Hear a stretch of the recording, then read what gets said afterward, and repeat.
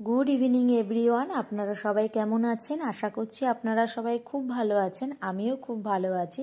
আমার নতুন একটা ভিডিওতে সবাইকে জানাই স্বাগত। তো আজকের ভিডিওটা কিন্তু আমি এখন থেকেই শুরু করছি, কারণ সকালবেলা থেকে আজ ভিডিও শ্যুট করতে পারিনি, কারণ গতকাল রাত থেকেই না খুব ঠান্ডা হাওয়া দিচ্ছিল। ঘুম থেকে ওঠার পর থেকে দেখছি না খুব মেঘলা ওয়েদার, তার জন্য আজকে দুপুরবেলা কিছুই তেমন রান্না করিনি। ডাল, আলু ভাতে, মাছ ভেজেছি আর একটু ডালের বড়া বানিয়েছি, এটুকুই রান্না করেছি দুপুরবেলা। আর ওদের জন্য টিফিনে দিয়ে দিয়েছিলাম যে রুটি আর আলুর তরকারি। তো আজকে কি করব ভাবছি, বুঝতেই পারছি না, ভুলে যাচ্ছি যে কি বানাবো, আবার ভাবছি কি করব। তারপর কয়দিন ধরে না আমার খুব খিচুড়ি খেতে ইচ্ছা করছিল, যে খিচুড়ি খাবো। কিন্তু আমার দেওর আর আমার বরের একদম খিচুড়ি পছন্দ না। তারপরে ভাবলাম কি করা যেতে পারে। তারপরে হঠাৎ মনে পড়লো যে ঘরে তো ওটস আছে, আজকে ওটসের খিচুড়ি বানাই। ডালও দেবো না, চালও দেবো না, ওইটা তো খেতে পারবে ওরা। তারপরে ভাবলাম যে খিচুড়িই বানিয়ে ফেলি। প্রথমে দেখুন, আমি ফুলকপিটা একটু মাইক্রোওভেনে বয়েল করে নিয়েছি, আলু মটরশুঁটিটাও হালকা বয়েল করে নিয়েছি। না বয়েল করলে না বেশ ভালো হয় না, বেশ নরম নরম লাগে না আমার মনে হয়। তাই আলুটা আর ফুলকপি আর মটরশুঁটিটা ভেজে লাল লাল করে তুলে নিয়েছি। আর এটা পুরোপুরি আমি সানফ্লাওয়ার অয়েলের ওপরেই করছি। আর এদিকে দেখুন আমার আলুটা মোটামুটি ভাজা হয়ে গেছে আর সেদ্ধও হয়ে গেছে। আর একটু ঢাকা দিয়ে রেখে দিয়েছিলাম, ঢাকা দিয়ে রাখলে না আলু তাড়াতাড়ি একটু বয়েল হয়। আমি আলুটা বেশি বয়েল করিনি, হালকা বয়েল করেছি মটরশুঁটিটা বয়েলের জন্য। আর দেখুন আমার আলুটা কেমন সেদ্ধ হয়ে গেছে। আর এখনকার আলুগুলো না কেমন যেন, এইটা যেহেতু নতুন আলু না, তো পুরনো আলু একটু টাইম লাগছে, কেমন পুরনো আলুগুলো কেমন হয়ে যায় না। আর পুরনো আলুগুলো না খুব মিষ্টি, আলুগুলো জানেন তো মিষ্টি, মনে হয় কি রাঙা আলু খাচ্ছি। আলু ভাতে মাখলে একদম শুভঙ্কর খেতে চায় না। ওই পুরনো আলু দিয়ে আলু ভাতে যদি মাখি না, ও খাবেই না, এত মিষ্টি মিষ্টি লাগে। তার জন্য নতুন আলু দিয়ে আলু ভাতে ওকে মেখে দিই। আর এদিকে দেখুন আমার তেলটা গরম হয়ে গেছে। এরপর আমি সাদা জিরা আর একটু শুকনো লঙ্কা ভেঙে দিয়েছি। আপনারা কিন্তু বাচ্চাদের জন্য অল্প মশলায় কিন্তু বানাতে পারেন। খুব হেলদি ওটসের খিচুড়ি খাওয়া খুব ভালো শরীরের পক্ষে। আমি একটু স্পাইসি করে বানাচ্ছি, কারণ আমি কিন্তু নর্মাল খেতে ভালোবাসি, কিন্তু শুভঙ্কর আর সমু যেহেতু খাবে, তো সেক্ষেত্রে আমি একটু স্পাইসি করেই বানাচ্ছি। আর এই দেখুন আমার সাদা জিরা শুকনো লঙ্কাগুলো ভাজা হয়ে গেছে, এর মধ্যে পেঁয়াজ দিয়ে দিচ্ছি। আপনারা চাইলে পেঁয়াজ নাও দিতে পারেন, নিরামিষ করেও বানাতে পারেন। পেঁয়াজ দেওয়ার পর একটু নুন দিয়ে দিচ্ছি যাতে একটু ভালো করে বয়েল হয়।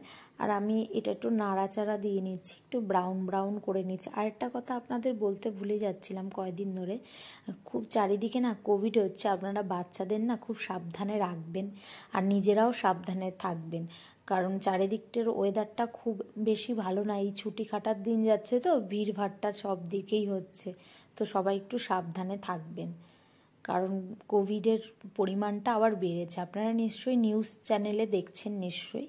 আমি তো ফোনেই দেখছি, আমার তো এখানে টিভি নেই, আমি যে নিউজ চ্যানেলে দেখব।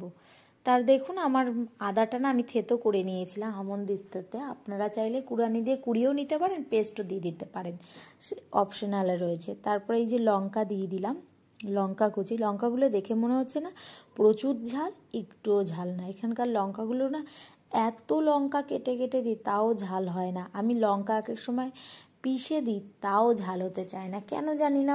আমি লঙ্কাগুলো ঝাল পাচ্ছি না।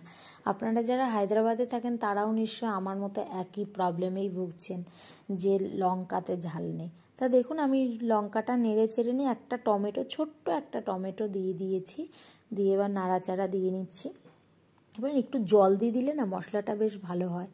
আর একটুখানি ওই প্রতিদিনের যে মশলাগুলো হয় না, একটু জিরের গুঁড়ো আর অল্প একটু ধনের গুঁড়ো দিয়ে দিলাম। আর এদিকে দেখুন যেহেতু ঝাল হচ্ছে না, তো ওর জন্য একটু লঙ্কার গুঁড়ো দিয়ে দিচ্ছে। আপনারা যারা ঝাল লঙ্কা ইউজ করেন সেক্ষেত্রে আপনারা কিন্তু ঝালের গুঁড়ো নাও দিতেও পারেন, সেটা আপনাদের অসুবিধা নেই, এটা অপশনালে আছে।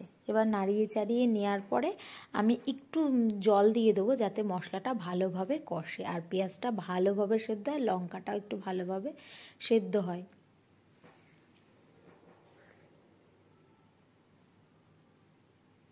জল দিয়ে দিয়েছি। আর এখনও জানেন তো, যেহেতু আমি ব্যালকনির দরজাটা খুলে রেখেছি, এখনও প্রচুর হাওয়া দিচ্ছে। এক এক সময় হাওয়াতে জানেন তো মানে দরজাটা বাড়ি খায়। আর এই আমার বাড়ির পাশেই, মানে আমার ফ্ল্যাটের পাশেই এত বিল্ডিং তৈরি করছে, বিল্ডিংয়ের ধুলোগুলোও মনে হয় মাথায় চলে আসে এত হাওয়াতে। এদিকে দেখুন আমার মশলাটা কষে গেছে। এবার ভেজে রাখা যে আলু, ফুলকপি, মটরশুঁটিটা এর মধ্যে দিয়ে মশলাটার মধ্যে একটু নাড়াচাড়া দিয়ে নিচ্ছি। বেশ ভালো টেস্টি কিন্তু ওটসের খিচুড়ি খেতে। আমি ভিডিওটা যেহেতু পরে এডিট করে দিচ্ছি আপনাদের কাছে, আমি যেহেতু খিচুড়িটা বানানোর পরে নিজে খেয়েছি, সত্যি দারুণ খেতে হয়েছে। আর আমি টেনশান করছিলাম যে আমার ভালো লেগেছে, আমার দেওর আমার বরের তো ভালো লাগবে, তারপর ওদের দেওয়ার পর ওরাও খুব খুশি হয়েছে, আর দারুণ লেগেছে ওদের। তারপরে ওটসটা দিয়ে দিলাম, ওটসটা দিয়ে এবার নাড়াচাড়া দিয়ে নেবো। যেহেতু মশলাটা হয়ে গেছে, আলু ফুলকপি ভাজা আর মটরশুঁটিটা ভাজা হয়ে গেছে, এবার ওটসটা দিয়ে হালকা নেড়ে চেড়ে নেব। তারপরে কি বলছিলাম, তারপর ওরা না আমাকে বলছিল যে এবার থেকে টিফিনে একদিন আমাদের ওটসের খিচুড়ি দেবে, দারুণ লাগবে খেতে, লেগেছে খেতে। আর ওরা একদিন প্ল্যানও করেছে যে অফিসের বন্ধুদের না বলে খাইয়ে দেবে, তারপরে জিজ্ঞাসা করবে বলতো এটা কিসের খিচুড়ি। তা আমি ভেবেছি হ্যাঁ একদিন করে দেবো বেশি করে, যাতে অফিসের ওরাও খেতে পারে। তো আমার দেখুন ওটসটা বেশ নাড়িয়ে চাড়িয়ে নিয়েছি। বেশ ভালো করে নাড়াবেন কিন্তু, মশলাটা যাতে ওটসের মধ্যে ভালোভাবে মিশে যায়, ভালোভাবে নাড়াবেন ওটসটা। তারপর নাড়িয়ে চাড়িয়ে নেওয়ার পরে এবার জল দেবেন। প্রথমেই এক গাদা কিন্তু জল ফেলে দেবেন না ওটসের মধ্যে, পরিমাণ মতো বুঝে বুঝে জল দেবেন। প্রথমে এক বাটি জল দেবেন, জল দেওয়ার পরে একটু নাড়াবেন, নাড়িয়ে চাড়িয়ে নেবেন, তারপরে আবার এক বাটি জল দেবেন। মানে একবারেই জল টেনে নিলে না খুব অসুবিধা হয়, ধীরে ধীরে জল দিয়ে মেশালে না বেশি ভালো হয়, কারণ ওটসে না প্রচুর জল টেনে নেয়। জানেন, দেখবেন যে যেমন দুধ আর ওটস অনেকে খায়, দুধটা কেমন টেনে নেয় দেখেন না, সেরকম ওটসটা কিন্তু প্রচুর জল টেনে নেয়। এবার জলটা দেবেন। আরেকটা কথা, এখানে না আমি দেখাচ্ছিলাম যে নুনটা আপনার স্বাদ মতো দেবেন। আমি যেহেতু নুনটা প্রচুর দিয়েছিলাম পেঁয়াজ ভাজার ওখানে, তাই আমি নুনটা পরেই দেবো, একবারেই প্রচুর নুন দিয়ে দেবো না, তাহলে কিন্তু খুব খারাপ লাগবে। তারপরে আমি এর মধ্যে একটু নুনও দিয়ে দিয়েছিলাম মাঝে, তার লাস্টের দিকে আমি একটু নুন দিয়ে দেবো। তারপরে দেওয়ার পরে একটু আরও টেস্টি বানানোর জন্য একটু ম্যাগি মশলা ছিল, আমি একটু ম্যাগি মশলাও দিয়ে দিলাম। অল্প একটু ছিল, আপনারা বুঝতেই পারছেন দেখে, অল্প একটু ম্যাগি মশলা ছিল, ম্যাগি মশলাটা দিয়ে একটু নেড়ে চেড়ে নিলাম। আপনারা যারা বানাবেন আপনারা দিতেও পারেন, নাও দিতে পারেন ম্যাগি মশলা, আমি দিলাম যে টেস্টটা আরও ভালো বাড়ানোর জন্য। ম্যাগি মশলাটা দিয়ে ভালো নেড়ে চেড়ে নিলাম। নেড়ে চেড়ে নেওয়ার পরে না একটু বন্ধ করে রাখবেন 1 থেকে 2 মিনিট, বেশ ভালোভাবে, যাতে মশলাটা চারিদিকটা ভালো হয়।